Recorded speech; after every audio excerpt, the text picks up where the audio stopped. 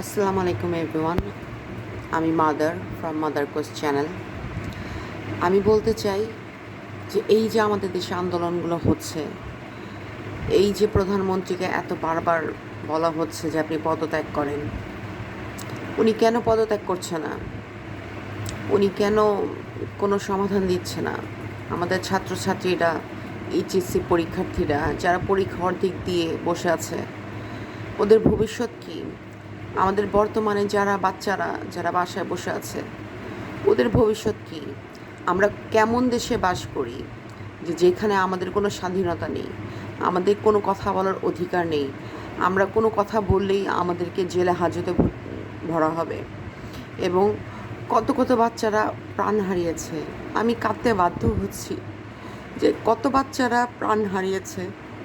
চিন্তা করছেন একটা বার যে তারা কিভাবে গুলিবর্ষণ করছে, তারা পুলিশরা কোন অর্ডারে, কাদের অর্ডারে গুলিবর্ষণ করছে, যে কত মাসুম বাচ্চারা কোনো কারণ ছাড়াই তাদের জীবন দান করছে। এটা কোথাকার দেশ? কেমন দেশ এটা? কেমন নিয়ম? প্রধানমন্ত্রী শেখ হাসিনা, আপনি একজন মা, আপনি একজন কন্যা, আপনার বাবা কি এরকম দেশ চাইছিলেন? আপনি একটা আবার চিন্তা করেন তো, আপনার বাবা কি এরকম সোনার বাংলা চাইছিলেন?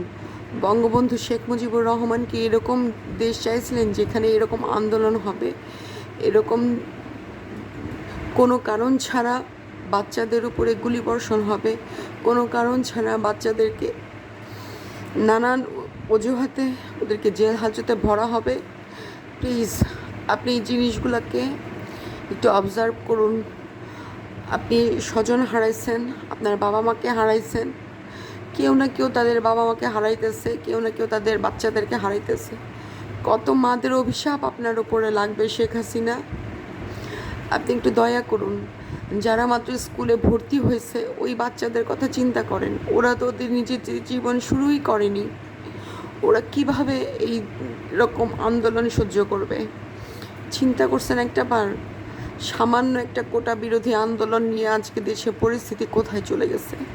সব স্কুল, কলেজ, ইউনিভার্সিটি সব বন্ধ, সবাই এখন আন্দোলনে নেমে গেছে।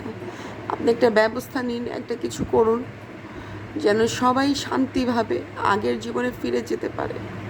প্লিজ আপনার কাছে রিকোয়েস্ট, প্রধানমন্ত্রী শেখ হাসিনা, আপনার কাছে রিকোয়েস্ট, আপনি কিছু একটা করুন। কোনো একটা মাধ্যম বলে দিন, যে মাধ্যমে সবাই শান্তিতে ফিরে যাবে, সবাই শান্তির সোনার বাংলাতে ফিরে যাবে। এরকম বাংলাদেশ আমরা চাইনি কখনো। আমরা স্বাধীন সোনার বাংলা চাইছি। আমাদের সব কিছু, এই যে এখন বৃষ্টির মৌসুম শুরু হয়েছে, চিন্তা করছেন একটা বার আমাদের ড্রেনেজ ব্যবস্থা ভালো না। আমরা কিভাবে বৃষ্টির মৌসুমে স্কুলে যাব? আমাদের রাস্তাঘাট ড্রেনের পানি দিয়ে পুরো অথই সমুদ্রের মতো হয়ে যায়। একটাবার চিন্তা করেন প্লিজ। এই বাচ্চাগুলোকে এরকম অশান্তির হাত থেকে মুক্তি দেন। আপনি একটা ব্যবস্থা নিন, কিছু করুন যেন বাচ্চাগুলো, এই যে রাস্তায় বৃষ্টির মধ্যে, রৌদ্রের মধ্যে বাচ্চাগুলো আন্দোলন করতেছে, কত বাচ্চার আন্দোলন করতেছে, আপনি কি কান বন্ধ করে, নাক মুখ বন্ধ করে সব কিছু সহ্য করে যাচ্ছেন? সব কিছু না শোনার ভান করছেন? একটু শুনুন, আমাদের আন্দোলনগুলো বোঝার চেষ্টা করুন, এবং এটা কীভাবে শান্ত করা যায় এবং কী ব্যবস্থা নেওয়া যায় সে ব্যবস্থা আপনি সে ব্যবস্থা গ্রহণ করুন প্লিজ। একজন মা হিসাবে আমার 2টা সন্তান আছে, আমি ওদেরকে নিয়ে স্কুলে যেতে পারছি না। স্কুলটা যদি খোলাও থাকে, আমি ওদেরকে নিয়ে সেই নিরাপত্তা বোধ করছি না যে আমি ওদেরকে নিয়ে স্কুলে যাব। আপনি দয়া করে একটা ব্যবস্থা নিন, বাচ্চাদেরকে ঘরে ফিরিয়ে দিন, যার সন্তানকে তার মায়ের কাছে ফিরিয়ে দিন।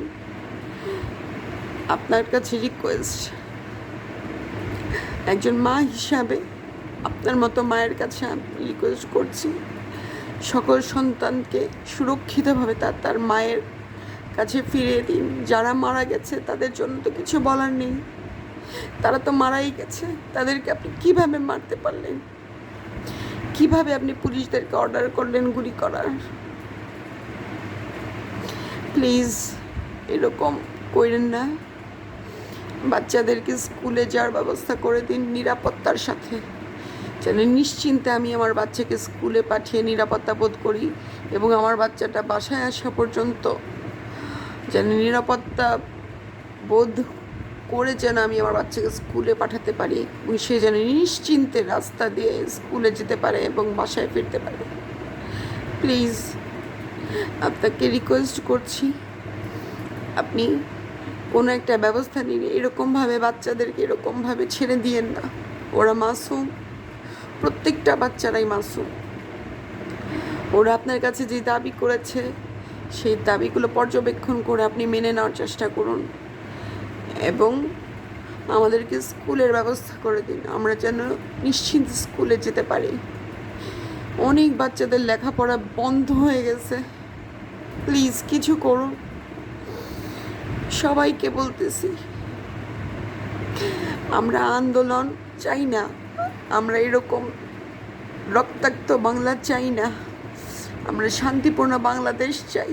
বাংলাদেশ আমাদের, বাংলাদেশ শুধু আমাদের।